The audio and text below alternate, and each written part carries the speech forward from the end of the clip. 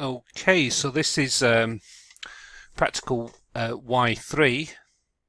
So this is the separation of a mixture by liquid-liquid extraction.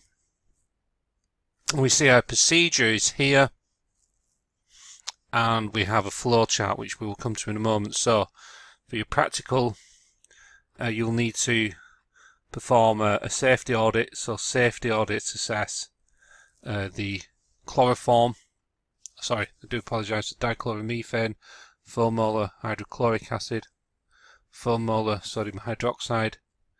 You will need to assess magnesium sulfate, and you'll have an unknown organic or two unknown organics, and you should treat the organics with care and caution. So this does look a bit overbearing here. So the first thing I'm going to say is that you need to be looking at measuring out 3 grams of solid and then placing it into a solute, into a solvent dichloromethane, and to making a solution, and then this will go into a separating funnel. So I'm going to point out immediately before we get going that this student, when measuring out, you can see the student here measuring out, the spatula has left some of the solid onto the balance area. And at this point, if you should do this, you should have the courtesy of cleaning this up. So inform a demonstrator, but then you should mop this up with towel paper or brush off into a receptacle which could be moved. Towel paper with DCM or acetone to very gently clean the balance top, and the towel paper should be washed with acetone into a waste bottle, squoze out, left to ventilate into the back of the fume hood, which will then be placed into the bin. So please don't leave your balance area like this. So once you make the sample up, the solute into the solvent, you're then to put it into a separating funnel and then wash with water. I do need to inform you that the density of dichloromethane, and you can look this up yourself, is denser than water. So the two layers that form in the separating funnel, the DCM is the bottom denser layer, so the aqueous is the top layer. So when you treat this, you have two layers. DCM and chloroform are denser than water. Water with gram per mil, they are denser, so they are the bottom layer. The aqueous layer is the top layer. So let's see what this student's up to. So we'll just play the video. So this is in compartments here, so we'll just move this over here. See what the student's up to. So we'll look to see that the student's measuring out. So this is looking a bit wobbly. And coming towards the fume hood, pause it there.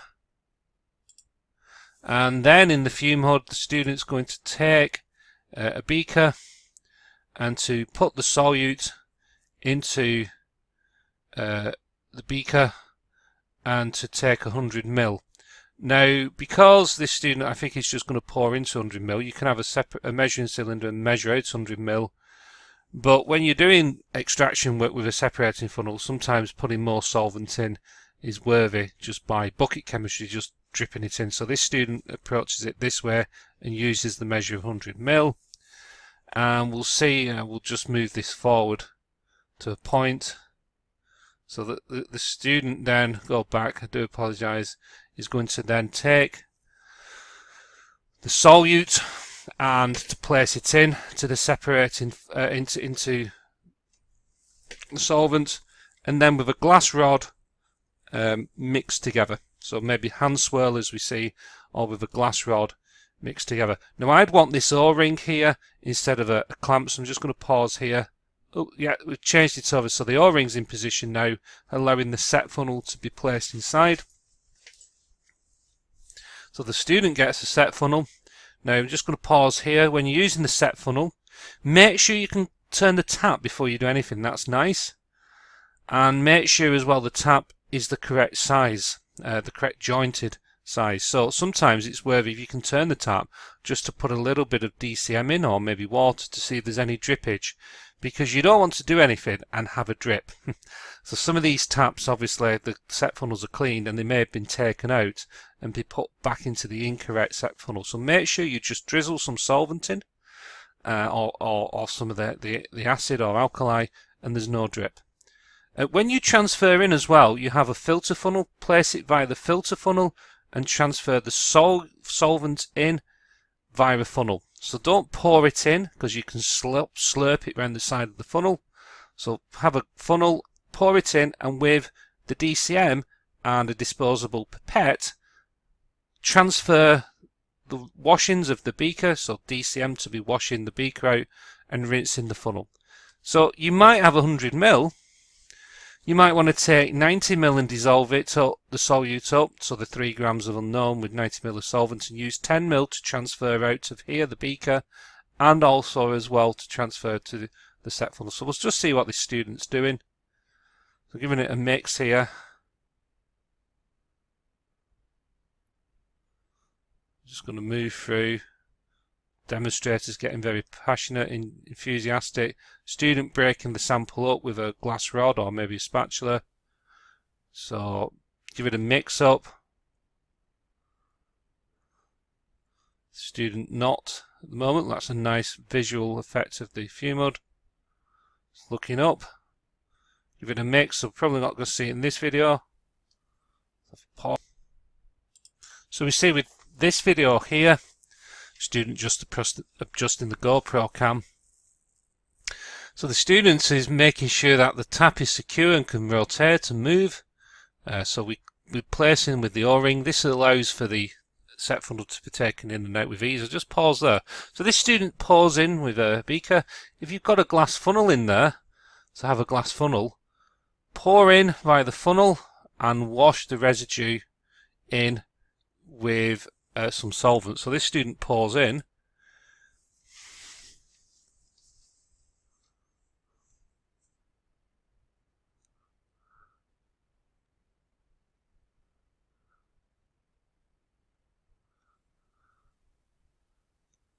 So we're going to see one of the demonstrators come back with more DCM. So I'd be now rinsing out the beaker with some DCM and pouring into the funnel. And likewise, I'd be washing the funnel as well with some more DCM. So don't have, obviously, you can see like a cake residue on the inside. That means organics is still present in this beaker or the flask. So move through and wash through with more solvent. So we're going to see the student in a moment maybe take the first quantity of 4 molar HCl. So the student's got the HCl bottle. And we see the student pour the 4 molar HCl into the measuring cylinder. So let's let that student have a go. There's one of the other demonstrators, Niall, clearly telling the student what to do.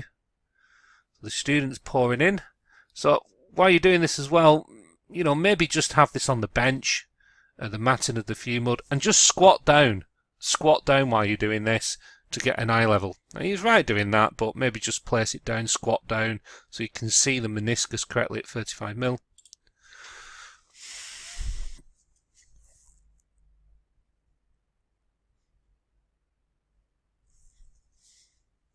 So here's a student being careful, taking 35 mil, oh sorry, 30 mil.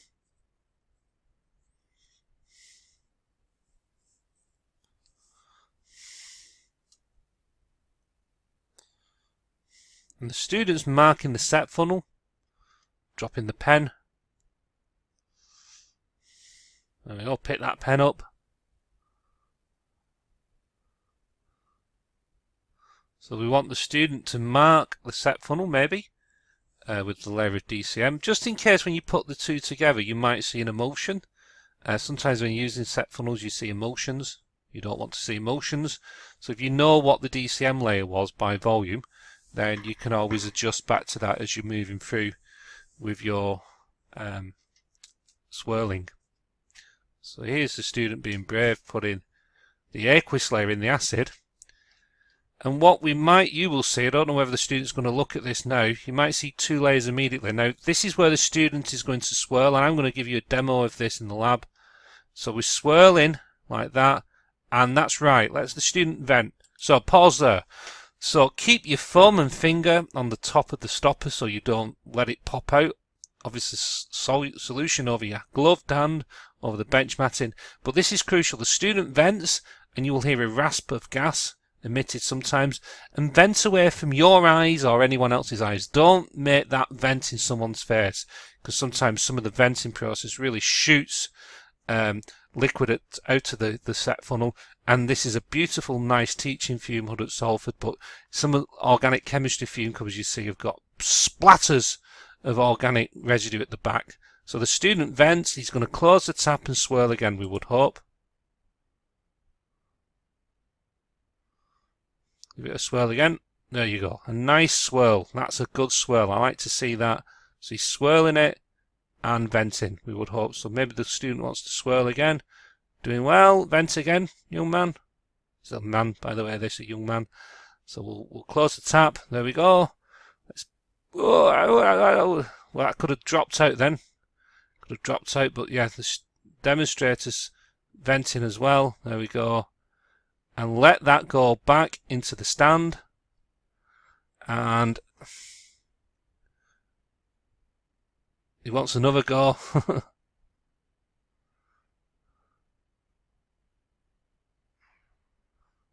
I'm just going to pause there. You see, let me pause. You saw 2 layers momentarily there, and hopefully when the student puts this back into the stand, you're going to see it. Let's see. I think you see it there. Right. Hopefully the student's going to squat down at eye level.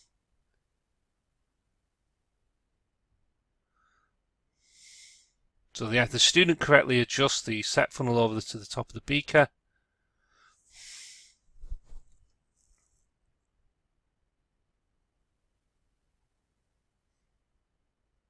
And this is good. He takes the stopper off. Now, before you open the tap, take the stopper off, because if not, you'll create a pressure differential and it won't come out. It'll just trickle out and stop. So the student takes the stopper off, and oh, clumsy. Moving it back. Making space for themselves. Good chemists always make space for themselves.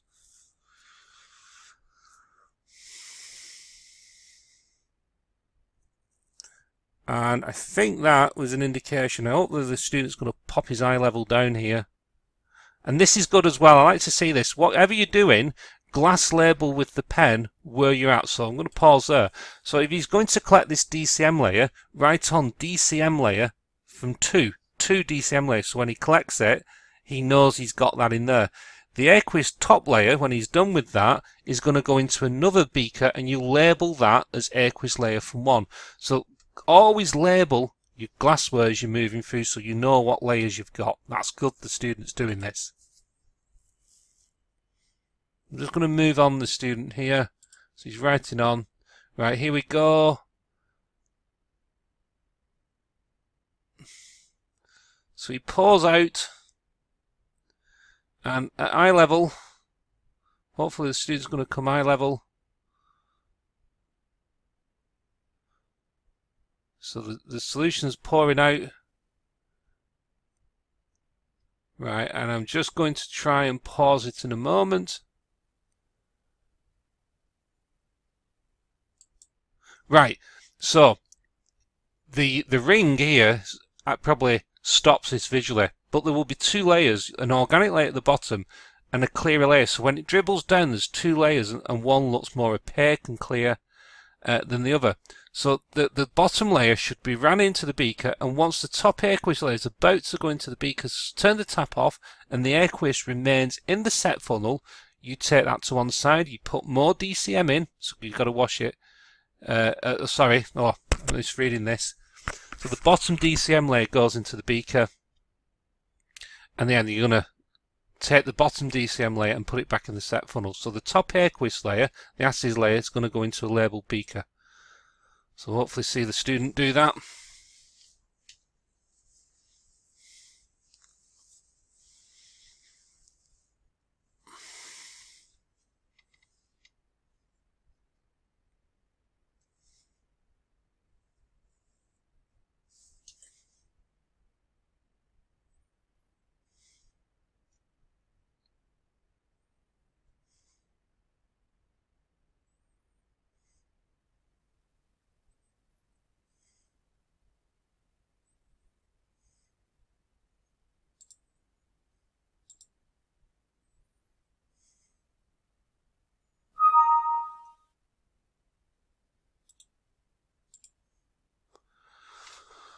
So once you run out the two layers, you've got a DCM layer and an aqueous layer, and the DCM layer, the bottom layer, needs to go back into the set funnel and you wash with more DCM into there, and then you put more acid in, and then you wash and swirl again. So you do this 3 times until you collect at the bottom layer, you collect 90 ml of organics. Hello. And the top aqueous layer, so the 4 molar HCl, is then kept in a beaker. So that bottom organic layer goes into this part, and the top aqueous layer, the acid layer, then gets extracted again. So I'm going to put all the videos onto the learning material, but essentially you need to follow the flow chart down. So if you go this way with the DCM layer, you keep putting water in. The top layer is water, the bottom is organic, so you need to put it into further beakers and separate off the bottom DCM layer, the top aqueous layer. This bottom DCM layer, you're going to dry it here with mag sulfate, filter it to give compound, and the aqueous layer you're going to readjust with pH paper to make alkaline with 4 mol of sodium hydroxide. It says approximately 100 ml, and extract with DCM. So the bottom layer, the DCM layer, needs to be collected and dried with mag sulfate. So we're going to look at the videos where we may look at the drying process with mag sulfate of the organics and how we filter them. So the student now has got an organic layer, so it could be from this part or this part, and it's in the beaker. So you never throw anything away. So here could be the labelled aqueous parts from this side and this side. Okay, so they've got an organic part, it could be from that side on that side, and you need to dry with mag sulfate. So mag sulfate is a drying agent. It will incorporate water into its structure from any organic with contact with water because it's been in the set funnel with water and brine. So this student now is going to take the mag sulfate and to put it into here and to put it in until it floats, and that the organic doesn't look as cloudy, it looks a bit clearer. It will still have a colour, there's a colour, but the cloudiness will be reduced because the water molecules are taken away from the solvent, so it's not as colloidal as such, it's not as cloudy. So the student takes some of the mag sulfate, a clean spatula, scoops out an edge, pops it in, taps it in, maybe gets another one,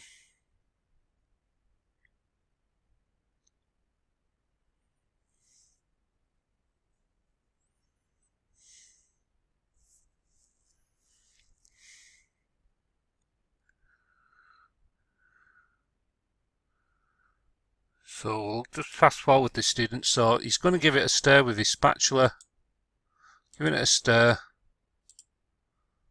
and we'll just pause there. I'll just move forward again.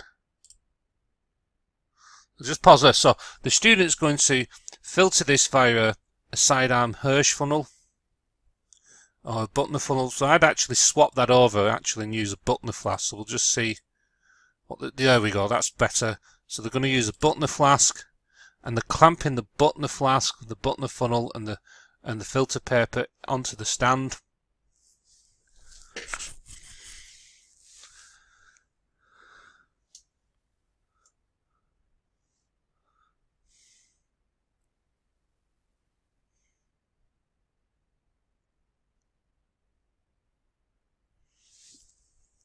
So the organic with the mag sulfate is going to be transferred over. So wet that filter paper down under vacuum with some of the solvent, some of the DCM. The vacuum tap goes on, maybe to. I would hope that's DCM in there, but take the DCM. I suspect this student's using water, and I don't like to see that, so that's not right. So use the DCM to pack the filter paper down with DCM. And the student transfers over the contents of the beaker, so one of the organic layers, and you see the organic in there, so it should be a clearer organic solution, and wash the inside of the beaker with some DCM. So transfer out and then wash the mag sulfate residue in the top of the funnel. with some DCM. So transfer everything in appropriately, and then that flask, you're going to transfer it into a round bottom flask. So at this point, from either of these two parts, label the flask with a glass pen, so you could say BRN, and go and put this onto a balance top and weigh the weight of the flask. Weigh the weight of the flask, so when you put the solvent in, you transfer in, and you put it on these rotary evaporators, and you take the solvent off. If you know the weight of the flask beforehand, you take the solvent off and the residue of the materials in, you can record the residue of that material. So that needs transferring in. So transfer in with either a glass funnel, so clamp that onto the clamp and stand. Transfer it in with some of the DCM. So you're going to take some of the DCM and transfer it over, and make sure the neck of that flask is clean so that it doesn't stick onto the rotary evaporator. The demonstrators will tell you about that in the lab, we would hope. So yes, pause in there. That pre-weighed glass flask, transfer it in now. There I see some organics on the neck of the flask. Get some of the DCM in the bottle and a pasta pipette and wash everything in. So wash the contents of the Buchner funnel out with DCM and wash the neck of the flask with DCM. Maybe get some towel paper with some DCM and clean the neck of the flask.